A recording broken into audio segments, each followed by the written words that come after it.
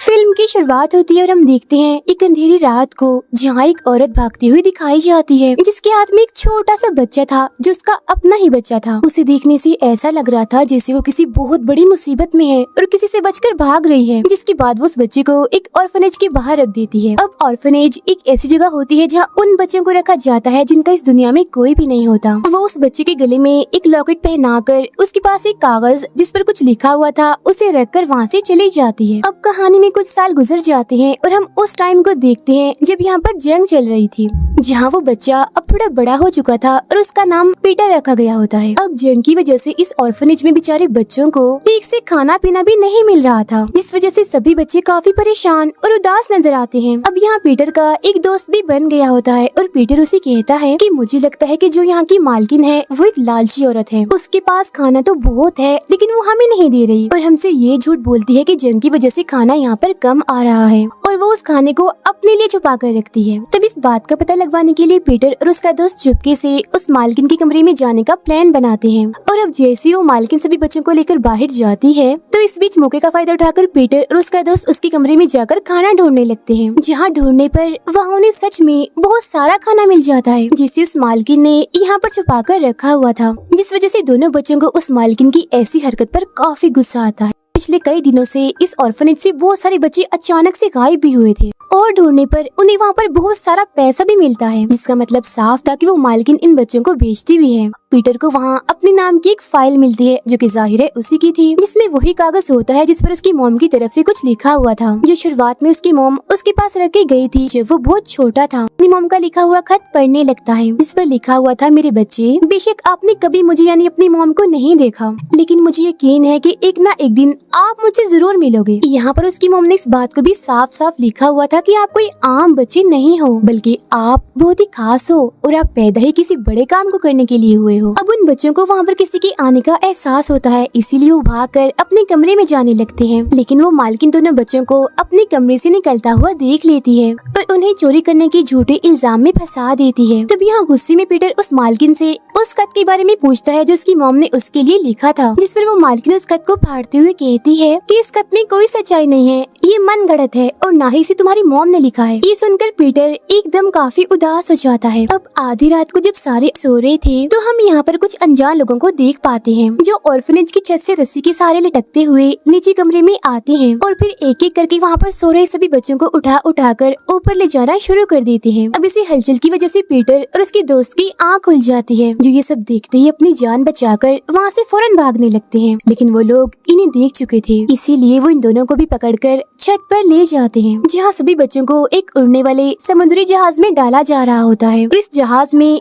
समुद्री लुटेरे थे जो इन बच्चों को अगवा करके कहीं ले जा रहे थे। जैसे जहाज उड़ने वाला होता है तो तभी पीटर का दोस्त खुद को छुड़ाते हुए जहाज से कूदकर एक छत पे जाके गिरता है और अब वो पीटर को भी कहता है कि जल्दी करो, खुद को छुड़वाओ और कूद पड़ो। लेकिन पीटर को तो ऊंचाई से डर लगता था, इसीलिए वो नहीं कूद पाता। जिसके बाद वो जहाज पीटर और बाकी बच्चों को लेकर हवा में उड़ने लगता है और अभी ये लुटेरे कुछ दूर गए ही थे कि तभी अचानक आर्मी वाले इन पर हमला कर देते हैं। तब जवाब में ये लुटेरे भी आर्मी पर हमला करते हैं। यहाँ पर देखते ही देखते जंग का माहौल बन जाता है। दोनों तरफ से एक दूसरे पर बराबर का हमला हो रहा था। लेकिन तभी वो लुटेरे आर्मी के जहाजों से बचते हुए बादलों में कहीं जाकर गुम हो जाते हैं। फिर अगली सुबह हम उस जहाज को एक अजीब सी जगह पर देखते हैं, जहाँ लगभग पीटर की उम्र के और भी बहुत सारे बच्चे थे जिन्हें इन लुटेरों ने अगवा करके यहाँ पर रखा हुआ था। असल में जो इन लुटेरों का सरदार था वो एक जालिम और लालची इंसान था जिसका नाम ब्लैक बियर्ड होता है। वो इन बच्चों से यहाँ पहाड़ों को तुड़वाता है या फिर कहीं खुदाई करवाता है, जहाँ से हरे रंग के क्रिस्टल निकलते हैं, इन्हें छोटे छोटे कीमती पत्थर, जिन्हें लुटेरों का वो सरदार यानी ब्लैक बियर्ड ले लिया करता था। अब इसके बाद पीटर को भी इस खुदाई वाले काम पर लगा दिया जाता है, जहाँ उसकी मुलाकात यहाँ के मैनेजर से होती है।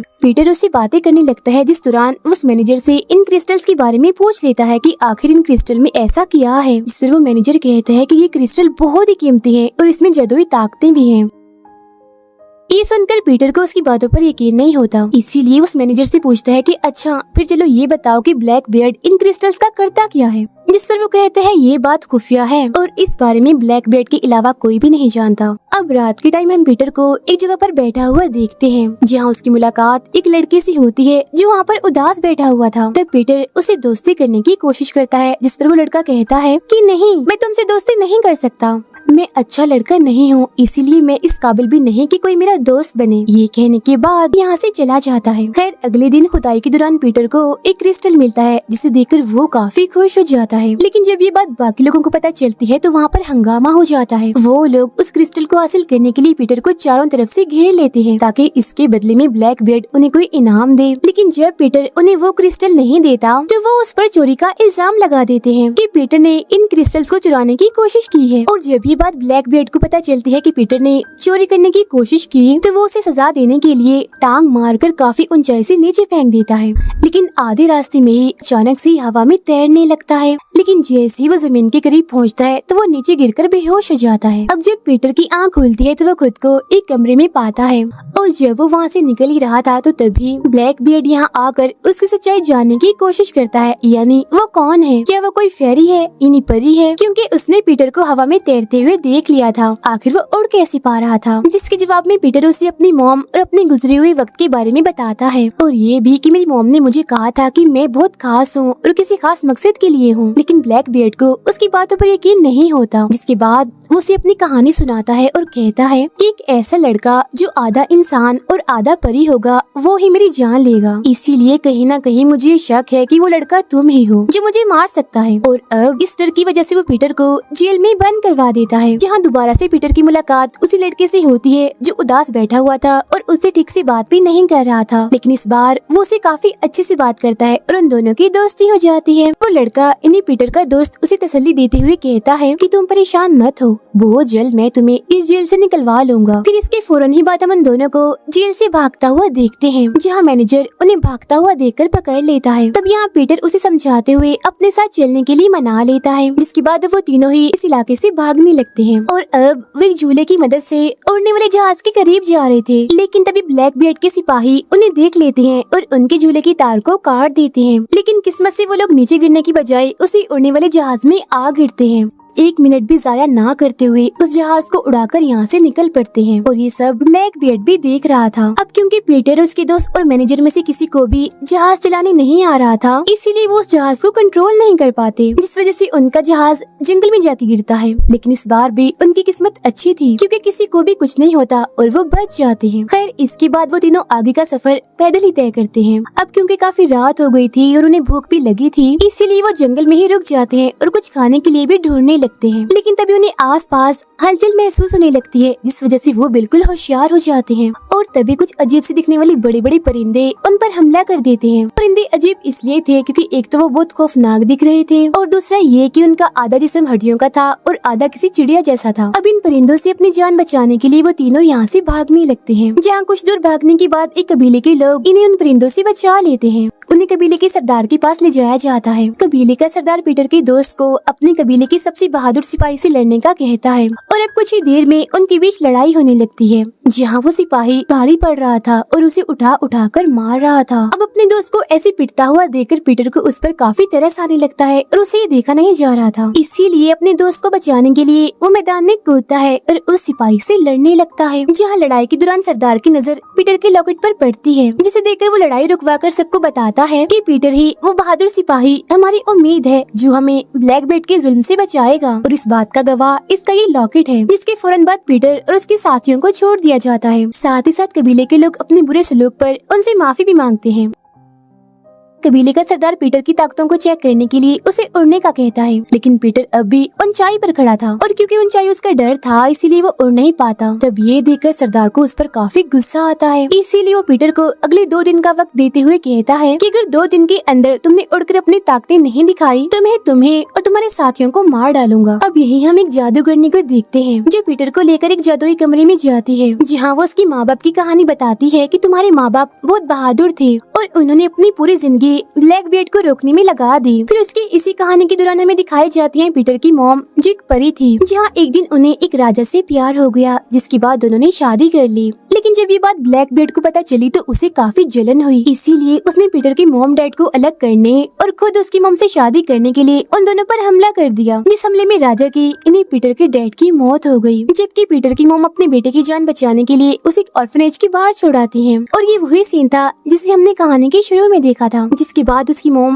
ब्लैक बियर्ड से बदला लेने के लिए वापस उसके शहर में चली गई, जहाँ उनके बीच काफी बड़ी लड़ाई होती है, जिसमें ब्लैक बियर्ड पीटर की मॉम को हमेशा के लिए एक जेल में बंद कर देता है। अब ये कहानी सुनने के बाद पीटर को ब्लैक बियर्ड पर काफी गुस्सा आता है और वो उससे अपने मॉम डैड का बदला लेना चाहता था। खुद को तैयार करने लगता है, जिसके लिए वो काफी मेहनत करता है। जब वो मैनेजर जंगल में घूम रहा था तो ब्लैक बियर्ड और उसके साथी उसे पकड़ लेते हैं और उससे ये जानने की कोशिश करते हैं कि आखिर पीटर कहाँ है। तब अपनी जान बचाने के लिए वो मैनेजर उसे सब कुछ बता देता है, यानी कि हम सभी अभी तक एक कबीले में रह रहे थे। जिसके बाद ब्लैक बियर्ड अपने साथियों के साथ कबीले पर हमला करके सभी को मारने लगता है, जो देखकर कबीले का सरदार उस जादूगरनी को पीटर और उसके साथियों की जान बचाने के लिए कहता है, क्योंकि उनकी जान बचाना ज्यादा जरूरी है, क्योंकि सिर्फ पीटर ही उन सभी की जान ब्लैक बियर्ड से बचा सकता है। तो वो जादूगरनी पीटर और उसके साथियों को लेकर एक झूले के जरिए वहाँ से उड़ जाती है। लेकिन जब ये बात ब्लैक बियर्ड को पता चलती है तो वो उनका पीछा करता है। जब ये लोग पानी के पास से गुजर रही थी तो काफी बड़ी मगरमच्छ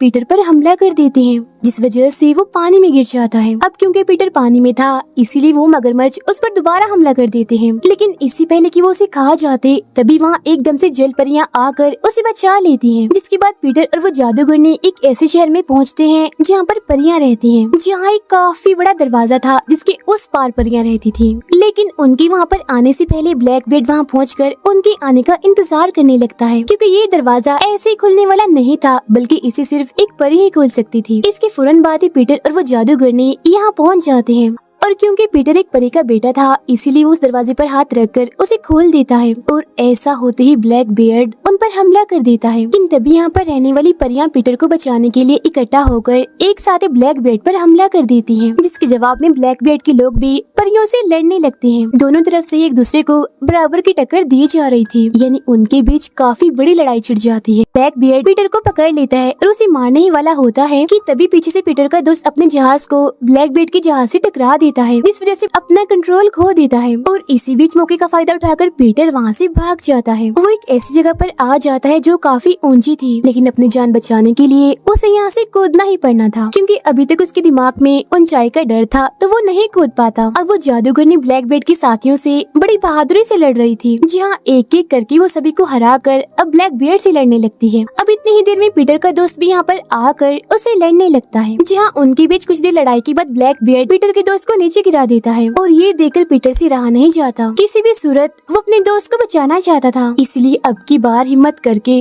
वो वहाँ से कूद जाता है, जहाँ बहुत जल्द वो अपने दोस्त के पास पहुँच भी जाता है और उसके ऊपर बैठ जाता है। वो यहाँ ये देखकर काफी हैरान हो जाता है कि वो उड़ रहा है, जिसके बाद वो अपने दोस्त को बचाकर एक ऐसी जगह पर बिठा देता है जहाँ उसे कोई भी खतरा नहीं होता और खुद पीटर चला जाता है उस जादूगरनी को बचाने के लिए। और उसके ऐसा करने में वहाँ की परियां भी उसकी मदद कर रही थी, जिसके बाद सारी परियां एक साथ होकर ब्लैक बियर्ड पर हमला कर देती हैं और उसे काफी तकलीफ देती हैं, जिस वजह से वो काफी घबरा जाता है। अब इसके बाद पीटर उसके जहाज को तोड़ देता है और क्योंकि पूरा जहाज तबाह हो चुका था तो इसीलिए वो उड़ने की बजाय नीचे गिरने लगता है और उस जहाज के साथ ब्लैक बियर्ड भी नीचे गिर जाता है और इतनी ऊंचाई से गिरने की वजह से मौके पर ही उसकी मौत हो जाती है। जिसके बाद सारी परियां एक होकर पीटर की मॉम का रूप ले लेती हैं और उसे उसकी मॉम का एक जरूरी मैसेज देते हुए कहती हैं कि अब से तुम यहीं रहोगे और परियों की हिफाजत करोगे। इस बात को पीटर मान लेता है और रोने लगता है, क्योंकि आज वो अपने सामने पहली बार अपनी मॉम को देख रहा था और उसे अपनी मॉम की बात याद आ जाती है कि जब उन्होंने कहा था कि बेशक तुमने मुझे नहीं देखा लेकिन एक दिन तुम मुझसे जरूर मिलोगे। खैर अगले सीन में पीटर परियों की दुनिया से निकलकर इंसानों की दुनिया में आता है, जहाँ वो कबीले वाले लोगों की मदद से सारे बच्चों को ऑर्फनेज से निकालकर अपने साथ ले जाता है। उन्हें यहाँ परियों की दुनिया में रहने का कहता है, क्योंकि यहाँ वो बहुत खुश रहेंगे। इसी खुशी को दिखाते हुए ही ये फिल्म यहीं पर खत्म हो जाती है।